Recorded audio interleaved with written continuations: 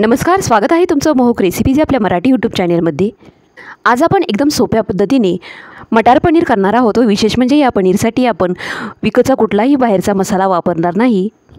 तरीही तुम्ही जर या पद्धतीने पनीर केले तर हॉटेलच्या पनीरपेक्षा सुद्धा भारी लागेल। चला तर मग अजिबातही वेळ न घालवता रेसिपीला सुरुवात करूया। सर्वात प्रथम आपल्याला पनीर थोडंसं शॅलो फ्राय करायचं आहे। त्यासाठी इथे कढईमध्ये अगदी थोडंसं तेल घालून घेतलेलं आहे। तेल थोडंसं गरम झाल्यानंतर यामध्ये इथे मी 100 ग्रॅम पनीर घेतलेलं आहे। त्याचे असे छोट्या छोट्या आकाराचे पीसेस कट करून घेतलेले आहेत।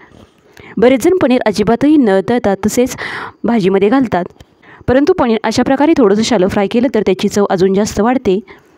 आपल्याला हे पनीर खूप जास्त प्रमाणामध्ये तळून घ्यायचं नाही, अगदी हलकासा रंग बदलेपर्यंत। खूप जास्त प्रमाणामध्ये पनीर तळलं गेलं तर ते अगदी च्युइंगमसारखे लागते। तर इतकासा रंग आल्यानंतर पनीर तेलामधून काढून घेऊया। आता आपल्याला एक वाटण तयार करावं लागणार आहे। त्यासाठी इथे त्याच तेलामध्ये एक मोठ्या आकाराचा कांदा, वेपर्स खिसायची जी खिसणी असते त्याने एकदम बारीक असा चिरून घेतलेला आहे। तर आपल्याला हा कांदाही चांगला इथे तळून घ्यायचा आहे।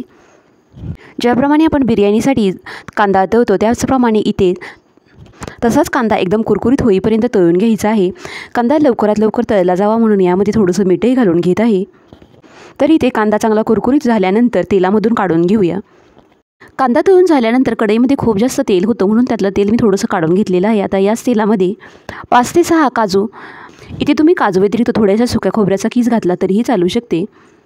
काजू चांगले तळून घेतल्यानंतर त्याच कढईमध्ये एक मोठ्या आकाराचा टोमॅटो एकदम बारीक चिरून घेतलेला आहे। हे टोमॅटो यामध्ये घालून घेऊया व चांगलं मऊ होईपर्यंत परतून घेऊया। टोमॅटो लवकरात लवकर मऊ होण्यासाठी यामध्ये थोडंसं पाणी घालून घेत आहे। टोमॅटोचा कच्चेपणा जाईपर्यंत आपल्याला हे टोमॅटो इथे परतून घ्यायचं आहे। तर अशा प्रकारे इथे टोमॅटो चांगलं मऊ झाल्यानंतर थंड होण्यासाठी बाजूला काढून घेऊया। इथे आता टोमॅटो व कांदा चांगले थंड झाल्यानंतर मिक्सरच्या एका छोट्या भांड्यामध्ये घालून घेऊया। नंतर यामध्ये इथे मी 7 ते 8 लसणाच्या पाकळ्या व थोडंसं आलं आधीच मिक्सरमधून थोडंसं वाटून घेतलेलं होतं। या वाटणामध्येच आपण लसणाच्या पाकळ्या व आलं मिक्स केलं तर ते आलं व लसणाच्या पाकळ्या चांगल्या वाटल्या जात नाहीत, म्हणून मी इथे आधीच थोडंसं वाटून घेतलेलं आहे। आता यामध्ये थोडीशी कोथिंबीर घालून घेऊया। कोथिंबीर म्हणजे मी थोडीशी यामध्ये काढत घेतलेले आहेत। वाटण तयार करून झाल्यानंतर इथे कढईमध्ये थोडंसं तेल घालून घेतलेलं आहे। तेल चांगलं गरम झाल्यानंतर तयार वाटण यामध्ये घालून घेऊया।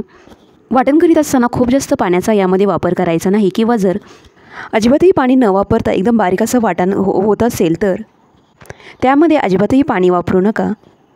जर आपण यामध्ये कमीत कमी पाण्याचा वापर केला तर वाटण एकदम चांगलं कोरडं होण्यास लवकरात लवकर मदत होते। तर अशा प्रकारे इथे आपण चांगलं वाटण परतून घेतल्यानंतर यामध्ये 1 चमचा गरम मसाला, 1 चमचा कांदा लसूण मसाला, 1 चमचा काश्मीरी मिरची पावडर, अर्धा चमचा धनेपूड व अर्धा चमचा जिरेपूड घालून घेऊया।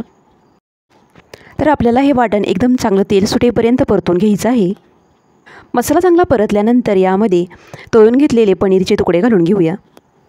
त्यानंतर इथे मी 1 वाटी मटारचे दाणे उकडून घेतलेले आहेत तेही यामध्ये घालून घेऊया व 1 मिनिट तरी या मसाल्यामध्ये सर्व पदार्थ चांगले परतून घ्यायचे आहेत। त्यानंतर यामध्ये मटार शिजवलेलं जे पाणी उरलेलं होतं ते मिक्सरच्या भांड्यामध्ये घालून घेऊया व हे पाणी यामध्ये घालून घेऊया। भाजीला चांगला रंग येण्यासाठी यामध्ये गरजेनुसार थोडंसं गरम पाणी घालून घेऊया। याला एक मोठी उकळी आल्यानंतर एकदम मंद आचेवरती 5 ते 7 मिनिटासाठी भाजी आटवून घेऊया। सर्वात शेवटी यामध्ये थोडीशी कसुरी मेथी अशी हातावरती घेऊन चोळून यामध्ये घालून घेऊया। थोडीशी बारीक चिरून घेतलेली कोथिंबीर घालूया। 5 ते 7 मिनिटानंतर इथे आपली भाजी चांगली आटलेली आहे। पनीरही चांगले शिजलेलं आहे। भाजीला रंगही अगदी सुरेख आलेला आहे। तर अशा प्रकारे इथे आपली एकदम चमचमीत अशी मटार पनीरची भाजी रेडी झालेली आहे। व्हिडिओ आवडला असल्यास व्हिडिओला लाईक करा, शेअर करा आणि चॅनेलला सबस्क्राईब करायला विसरू नका। धन्यवाद।